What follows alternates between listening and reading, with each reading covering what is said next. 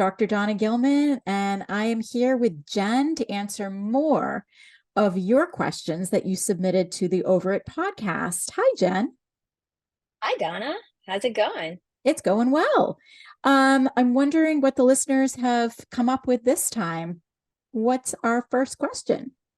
Well, we had a lot of really wonderful questions submitted this time around. I can tell that our listeners are really enjoying the Q&A, and we hope to provide this on many occasions for our listeners. But let's just jump right in and give you question number one. Okay, and by the way, for real, we don't prep this in advance, so I don't know what the questions are, but I have had my coffee, so let's try. There you go. You got the magic juice in your veins. All right. So the first question comes from a listener that I think has something that we can all relate to at one point in our lives or another. So, admittedly, I just behaved in a very snoopy manner and took a look at my partner's search history. I was shocked to see how much pornography he consumes, while our sex life really isn't that spicy. Is there something I'm doing wrong? Wow. Okay.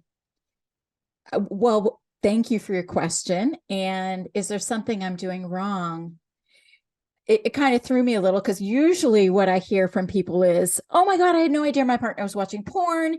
And this is, raising a lot of feelings for me, or I'm really upset about this. But this listener is saying, am I doing something wrong? So first of all, I would start by kind of framing that question a little bit differently. So maybe the question that I would pose to myself if I was in this situation is, you know, to what extent have my partner and I really been able to talk or talk lately about how we're feeling about our sexual intimacy, as well as, how we're feeling about emotional intimacy in our relationship, because those two things are absolutely connected for most people, not just for women, but for men too. And so I would start by sort of thinking about that and bringing that into a vulnerable conversation with your partner. Whether or not you share that you actually were snooping and found this, I will leave that up to you. But I think getting down to brass tacks, the question is, you know, can we talk, partner, about how we're both feeling these days, about sex and about our connection, about what we're needing, what we're wanting, what's working, what's hard to talk about, and see if they're willing to engage in that conversation with you. What I would caution against is internalizing this as something you've done wrong or this being a story about you at all. But really that curiosity around where's my partner around these issues and where am I around these issues? And inviting them into a dialogue around that. And that can take place in your home, or if you have a counselor, a couples counselor, that's a great one to bring into a counseling session. So thank you for your question. It sounds like just don't take it personally. Really talk to each other. Yeah, don't assume it's a story about you, right? There may be a story in this that's about your partner, and be curious about that story. You do get to have feelings about it and preferences, and you have a decision point around whether or not to be transparent about your snooping.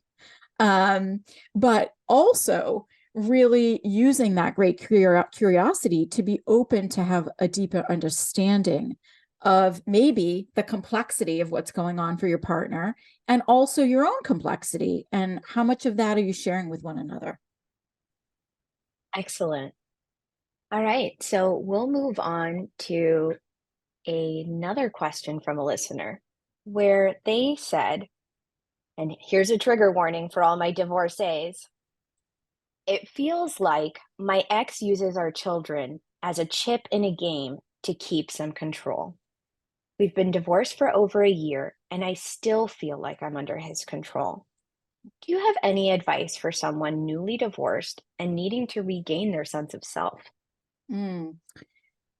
I guess I hear two questions embedded in there. One is just how to navigate the co-parenting relationship post-divorce, and the other is about regaining self. And those two things may be related, right? Because we know just because we divorce, if there's children involved, we're not, we don't divorce ourselves from the co-parenting relationship. We really can't.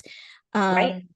And so, the first piece about navigating co-parenting post-divorce, the first thing I want to say is make sure you know that there are resources available to you, whether that's your own therapy, or I know in our state of Massachusetts, there are phenomenal free resources and programs. I mean, both of the parents would have to be willing to participate, but we have free resources for divorced parents who are having trouble navigating their co-parenting relationship. And that may include free family therapy, or also resources for the children if there has to be an investigation or guardian ad litem to advocate on behalf of the child. But so check out what's available in your state in terms of free resources. There's also organizations that offer co-parenting support. I know our center offers co-parenting support for divorced parents. So if you're feeling like it's just impossible to do this without a third party, please do know there are resources available. You just need to do a little digging.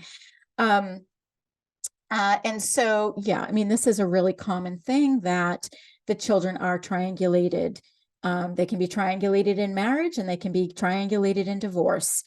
And also the other piece is that, when we've had a long-standing dynamic with someone, obviously that doesn't end when we divorce. And so part of this is looking at, where our boundaries are. Do we have boundaries?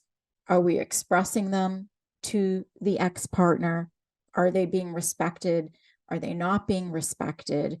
Are there ways that we're still enabling the ex-partner because we're afraid to use our voices? And there may be good reasons why we're afraid to use our voices. So this is really complex. The second piece about how do I regain myself, which is interrelated, is also about, how am I thriving? Am I thriving post-divorce? Do I have enough resources now as a single parent and just as an adult in order to find my footing in this new landscape? Who's in my community? Who can I turn to for support?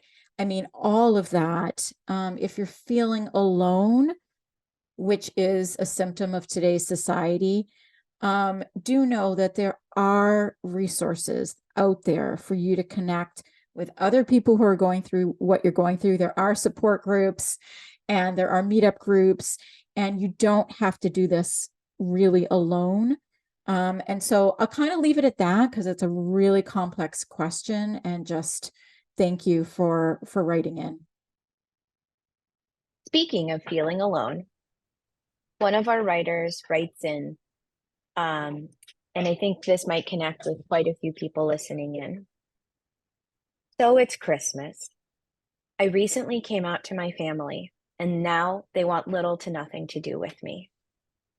Do you have any advice how to reshape this holiday so I don't feel so alone? Wow. Okay. That's huge. So the first piece here is, in terms of coming out, do you have community? Coming into the holidays and feeling rejected by your family is heavy. And now more than ever is time to search out community. Looking within the LGBTQ plus community, depending on where you live, it may feel like that community is at your fingertips, or it may feel like that community doesn't exist. It probably does exist in some form. You may have to search it out. This is a time to search it out. Whether you're someone who's recently come out, or you've made some kind of a life choice or decision that your family doesn't approve of. I hear from a lot of people who say, I just separated from my wife and my family is not happy with me, or any other big life decision where there's a feeling of judgment or rejection on behalf of the family, crushing, particularly at the holidays. This is the time to get community, and support and not go it alone. So it might be time to start looking at how do I create some new rituals and traditions for myself and for the people who are standing by my side, but also to really take the risk of leaning into your local community and searching out resources, and just wishing you all the best. Beautiful. Okay, we've got another, what may sound like a simple question, and it really, really hits close to home for a lot of us, I think. This writer writes in, while this may seem like a simple question, I didn't grow up with positive examples of what relationships look like. Could you tell me what makes a healthy relationship? Well, first, I want to say you're special, but not for this reason. I mean, the great majority of people did not grow up with great role models in terms of relationships. And if you do, you're a lucky, magical unicorn. But most people did not grow up with what we would consider to be healthy adult role models who knew how to create and sustain intimacy and a safe emotional environment and a place where, as a child, we could get our needs met and thrive. And so the question of what does it take to create a healthy relationship, you're right. That's not a simple question or a simple answer. And I certainly could tell you about a lot of great books out there. I can name a couple now. Your Brain on Love by Stan Tatkin is wonderful. Codependent No More by Beatty. Um, Tell Me No Lies by Ellen Bader. Developing Habits for Relationship Success by Atkinson. These are all great books that you can read to start to understand some fundamentals of healthy relationship. I mean, those are some of my favorite books that I refer people to. And I would also say that the major tenets of the work that I do with folks in terms of learning how to be a healthy partner include things like being able to sort of accurately identify your own needs and wants, your preferences, your boundaries and bottom lines, understanding there is a big difference between what you need and what you prefer and what is really not acceptable to you. And you got to start with you before you even think about leaning in for partnership. If you're not clear about what works for you and what doesn't, and also if you need help really unpacking that, start with individual therapy for sure.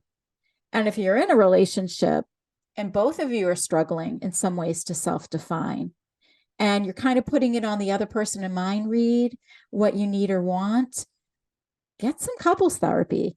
I'm going to sound like a broken record there, Jen, but I'm a big believer in both individual and couples therapy. And so, all the information is out there. Start leaning in and trying to integrate it with support. And thank you for your question. That's great. And we'll list those links that you talked about for those books in our bio so that way our listeners can check them out too. Fabulous. Do we have time for one more? We've got time for just one more. Okay. So this is actually a question we've gotten at the center before, and it's really interesting to see that we have it repeated here in our podcast, which is wonderful.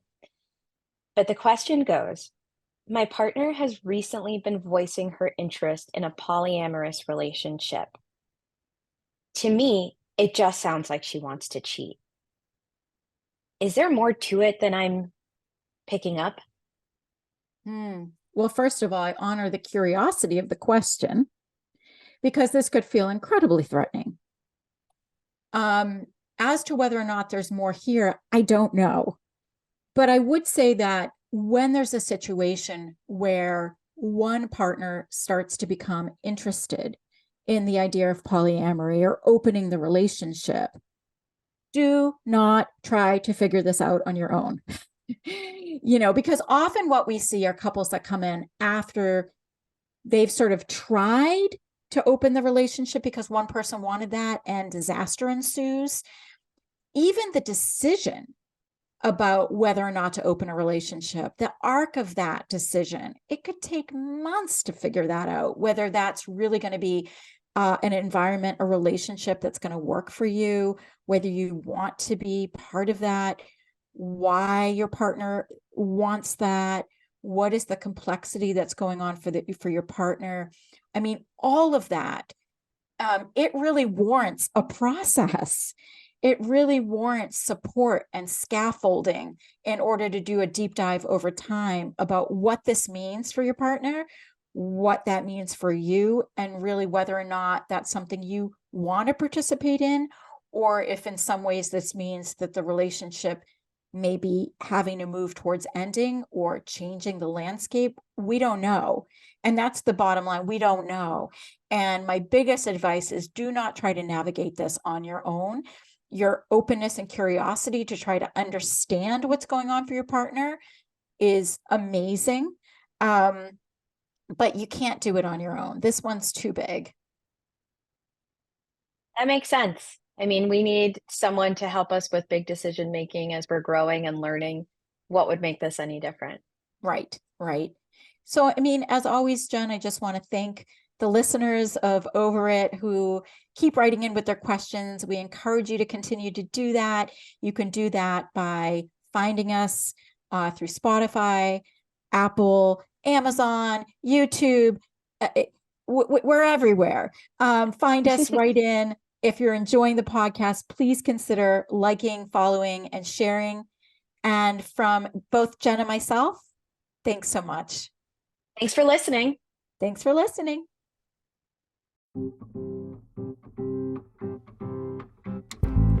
Control yourself. Don't drink too much. Don't talk too much. Don't look that way. Don't stare at that boy. Don't giggle. Don't wiggle. That's too short.